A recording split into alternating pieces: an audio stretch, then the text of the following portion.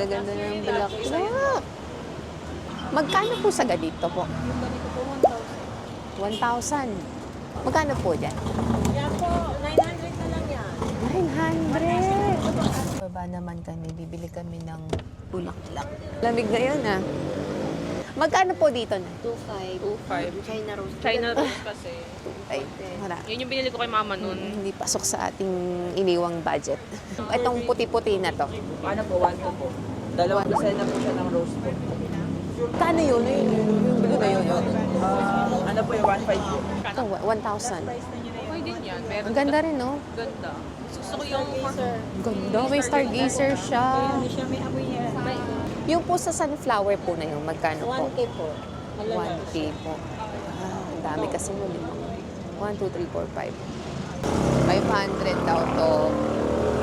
Tapos ito, 900.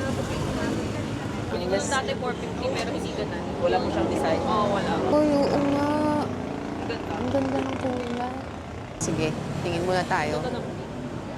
Yung budget kasi sa akin, na binigay sa akin ay mababa lang. At ito. Ito nga sa awan. Ito ho, magkano ho? 1,700. Magkano po dito? Ayun, pasok sa budget. 900. Oh, pasok sa budget. Bibili pa ni mama nila 1,000 ng 100 pesos. Pasok sa budget yun. At saka maganda naman din siya, oh. Rin din yung ano, pasok sa 1,000 pababa.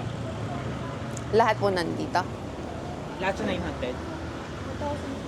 Ah, 1,000 to. As ito po, Ito po, 1,000. 1,000. Pati to, 1,000. Yung 900. Yun lang po sa tubig. Pero kung talagang gusto niyo po mag-stay ng ano, yung sikat nila nagda-drop ng sunrocks.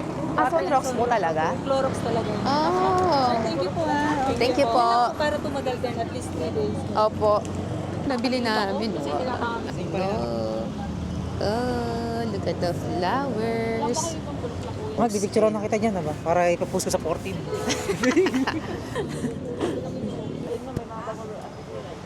Ang kukulay ng bulaklak dito.